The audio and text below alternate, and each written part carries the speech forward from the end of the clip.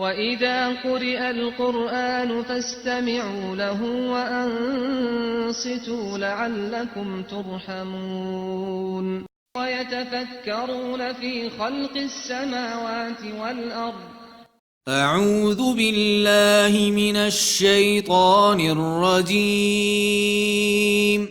بسم الله الرحمن الرحيم.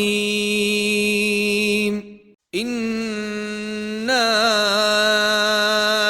أعطيناك الكوثر فصل لربك وانحر إن شانئك هو الأبتر. صدق الله العظيم.